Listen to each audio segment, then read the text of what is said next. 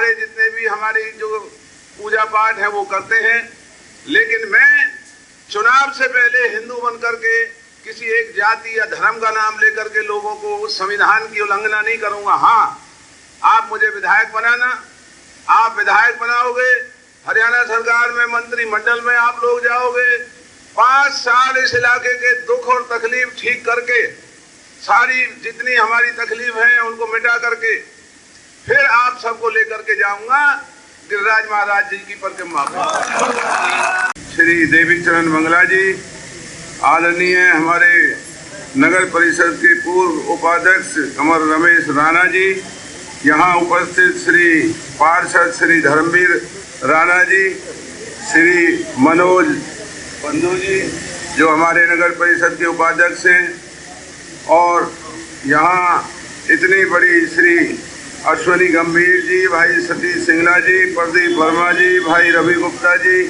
Lovely Tayal ji, Shri Subhash Gupta ji, Shri Ashok Juneja ji, Shri Puran Sharma ji, Shri Ravi Gupta ji, Shri Yogeshwar young man Taylor साहब और उपस्थित सभी पूजा के योग बुजुर्गों, सत्कार के योग बैठी हुई माताएं और बहनों, नौजवान साथियों और प्यारे बच्चों, मैं आभार व्यक्त करता हूं समस्त व्यापार संघ के आए हुए माननीय सभी व्यापारी भाइयों का, उनके प्रधान श्री विनोद जैन और तमाम व्यापारी संगठनों का, जिन्होंने आज इस इलाके की भलाई के लिए जो एक माहौल बना करके पूरे हरियाणा में आज आप संदेश दे रहे हैं।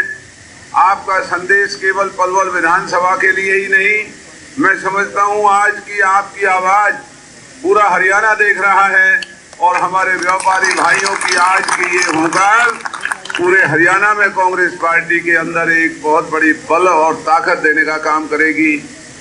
इतना आपका भार, 25 साल आपने मुझे पहले विधायक बनाया, मैं आपका कैसे आभार उतार पाऊंगा।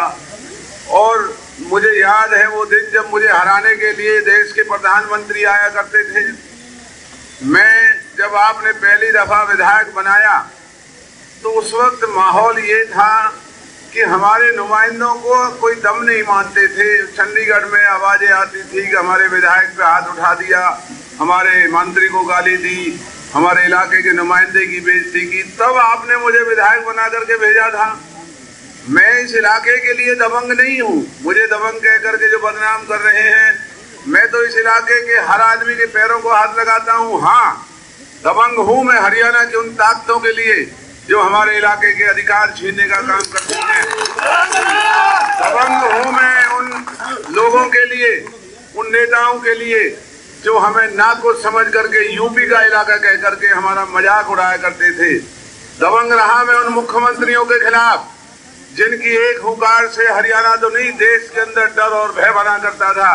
मैं उनके लिए दबंग था और मैं उनके लिए दबंग हूँ, लेकिन पलवल की जनता के लिए दबंग नहीं हूँ। पलवल की जनता के तो पैर पकड़ करके मैं विधानसभा में आप मुझे भेजते हैं। और मुझे याद है जब मैंने इलाके की गरिमा को संभालने का काम किया तो हरियाणा में और देश में खलबली मची। मुझे हराने के लिए देश के प्रधानमंत्री आया करते थे, लेकिन इस इलाके की 36 बिरादरी ने देश के प्रधानमंत्री की आवाज नहीं सुनी थी। हमारे देश के बहुत ही देशभक्त और बहुत ईमानदार और अच्छे इंसान श्री अटल बिहारी वाजपेयी जी मेरे खिलाफ यहाँ प्रचार करने जब आए तो ब्राह्मण थे, जानते थे, दयालु थे। उन्होंने देखा कि पलवल के लोग तो नारेबाजी कर रहे हैं हमारी पार्टी के खिलाफ। देश के प्रधानमंत्री ने मंच से ये कहा, भाई पलवल वालों क्यों नाराज हो रहे हो तुम, करंदलाल को जिता दे।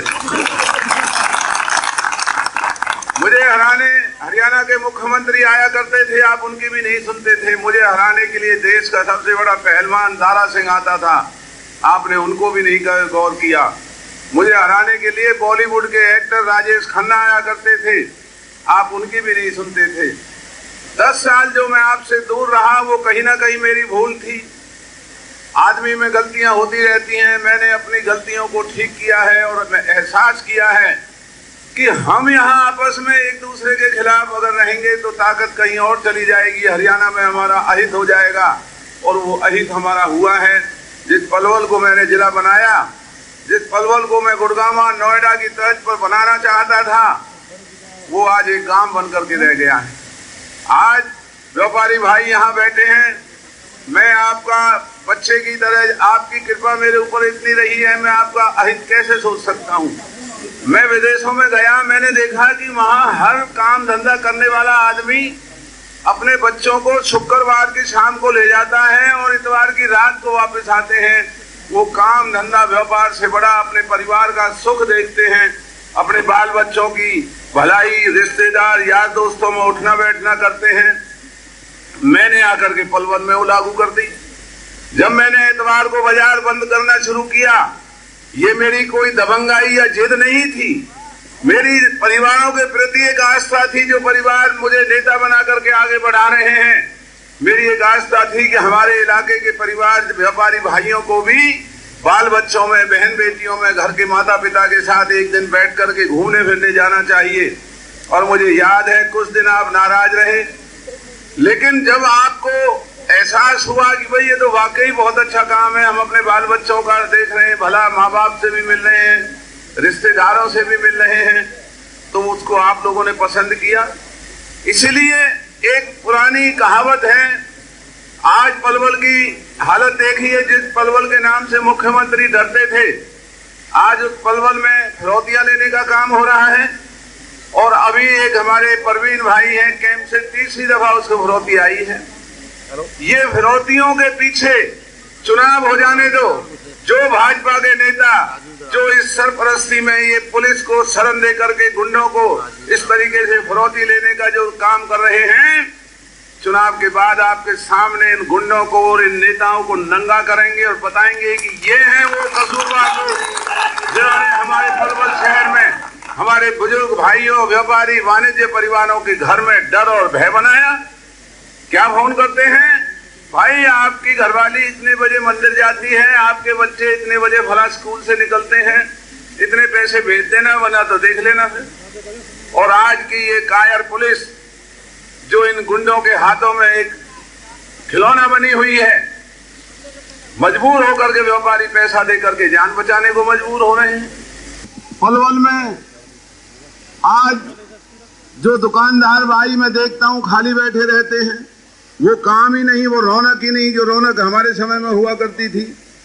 तो हमारी पार्टी ने ऐलान किया है कि व्यापारी वेलफेयर बोर्ड का गठन करेंगे और जो व्यापारी भाई हमारे जो प्रदेश सदर पर और स्थानीय स्तर पर हमारे नेता हैं, उनसे पूछ करके ये मॉल कहाँ बनने हैं नहीं बनने हैं, जो व्यापार मंडल हमें दिशा निर्देश देगा जिससे उनके व्यापार पर विपरीत असर ना पड़े, हम व्यापार मंडल से पूछ करके हरियाणा में व्यापारी भाइयों के काम और उनको आराम से वो करेंगे। एक जो चाहे हम व्यापारी हैं, वाणिज्य परिवार हैं, लेकिन अब एक जरूरत और है। तो मैं व्यापारी भाइयों के परिजनों से भी निवेदन करूंगा और पलवल शहर की 36 बिरादरी के लोगों के लिए, आइए जी, आइए बच्चा मित्तल साहब, आइए, मुकेश मित्तल जी आइए, आपका स्वागत। ये 4.5 लाख नौकरी, 2 लाख तो जो अब पड़ी हैं और 2.5 लाख जो 1 साल बाद खाली हो रही हैं, हम 36 बिरादरी के बच्चों को और खास करके लड़कियों को, कमेरे वर्ग जितने भी हमारे इलाके के 36 बिरादरी हैं, अब की दफा रिकॉर्ड बनाएंगे कि हरियाणा की इन 4.5 लाख नौकरियों में ज्यादा से ज्यादा हमारे इलाके में ये नौकरियां सरकार की आएंगी और एक खुशहाली आपके सामने आएगी। जो पलवल को हम गुड़गांव बनाने की बात कह रहे हैं, जब पलवल का विस्तार होगा तो हमारे व्यापारी भाइयों का भी भला होगा, आपका भी काम विस्तार करेगा, काम धंधे बढ़ेंगे, नई पीढ़ी हमारी आ रही है, उनको नए अवसर प्राप्त होंगे। और एक बात आप जरूर मान लेना, बिना हुकूमत और सरकार के शहरों के विस्तार नहीं हुआ करते। अगर सरकार की ताकत है तो सरकार के खजाने को अपने इलाके की भलाई पर हम लगाएंगे। पुरानी कहावत है व्यापार नरमी का, अगर व्यापार में नरमी नहीं होगी तो व्यापार नहीं चलेगा, व्यापार में नरमी होनी चाहिए। और हुकूमत गर्मी की होती है।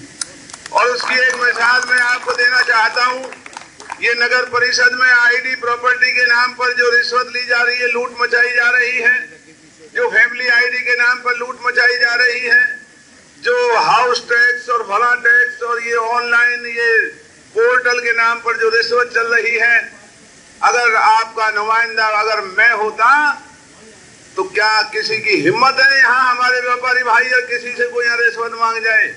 और 8 तारीख के बाद आप देखना, ये रिश्वत लेने वाले जो अधिकारी हैं ये सर छुपाते फिरेंगे कि कहाँ छुपे जाके कि जो सरकार का तुम्हारे ऊपर तुम्हारे खिलाफ कार्रवाई होने जा रही है। पलवल में टाउन कंट्री प्लानिंग में लगा हुआ डीटीपी का एक जिला अधिकारी सरेआम रिश्वत लेता था।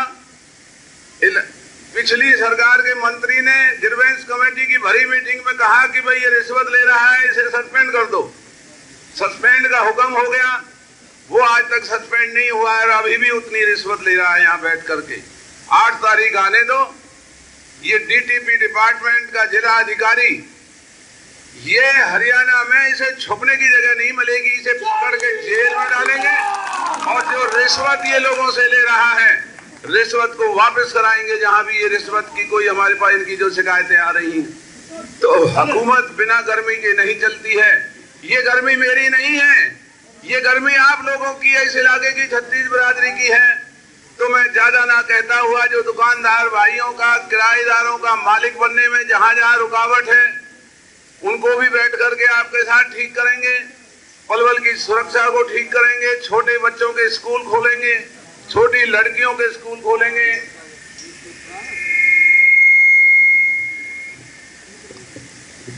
एक मेरे बारे में ये झूठे कैसेट बना करके चलाए जा रहे हैं। मैंने जो वो व्यापारियों के बारे में बोला था, वो हमारे जो हरियाणा के व्यापारी भाइयों के बारे में नहीं बोला था। मैंने बोला था अंबानी अडानी के लिए। राजनीति प्रजातंत्र से चलती है। प्रजातंत्र के लिए राम मनोहर लोहिया जी कहा करते थे कि खून के रिश्तों से विचारों के रिश्ते गाढ़े होते हैं। विचारों के बंधन में आज हम छत्तीस बिरादरी यहाँ बैठे अपने इलाके के भविष्य की चिंता कर रहे हैं। आप मेरे ऊपर भरोसा कर रहे हैं, मैं आपके ऊपर भरोसा कर रहा हूँ और अपने अपने भरोसे पर खरा उतरने का सब संकल्प लेते हैं। प्रजातंत्र तो ये है, प्रजातंत्र किसी जाति धर्म से नहीं चल सकता। हाँ, मैं भी हिंदू हूँ और गर्व से कहता हूँ मैं हिंदू हूँ और हिंदू होने के सारे जितने भी हमारी जो पूजा पाठ है वो करते हैं। लेकिन मैं चुनाव से पहले हिंदू बन करके किसी एक जाति या धर्म का नाम लेकर के लोगों को उस संविधान की उल्लंघना नहीं करूंगा। हाँ, आप मुझे विधायक बनाना, आप विधायक बनाओगे, हरियाणा सरकार में मंत्रिमंडल में आप लोग जाओगे, 5 साल इस इलाके के दुख और तकलीफ ठीक करके, सारी जितनी हमारी तकलीफ है उनको मिटा करके फिर आप सबको लेकर के जाऊंगा गिरिराज महाराज जी की परिक्रमा पे। फिर आपको लेकर के चलूंगा वृंदावन धाम, वहां भगवान का शुक्रिया अदा धन्यवाद करके आएंगे। वो भी 5 साल बाद। अगर काम किए तो प्रभु का धन्यवाद करेंगे। प्रभु, आपने हमें ये शक्ति दी, इलाके की कृपा रही। आज 5 साल के बाद हम अपना फर्ज पूरा करके, अपना कर्तव्य पूरा करके अपने इलाके की छत्तीस बिरादरी के साथ गिरिराज महाराज और वहां पर श्री कृष्ण भगवान में बांके बिहारी मंदिर में जाके माथा टेक के उनका धन्यवाद करके आएंगे। इन्हीं शब्दों के साथ यहाँ पर सभी व्यापारी भाइयों का, उनके एसोसिएशंस का, आप सबका मैं आभार व्यक्त करता हूँ और अपील करता हूँ कि न केवल आप बल्कि घरों में जो हमारी बहन बेटियां हैं उनको भी आप ये बात कहें कि वोट कांग्रेस को डालना है।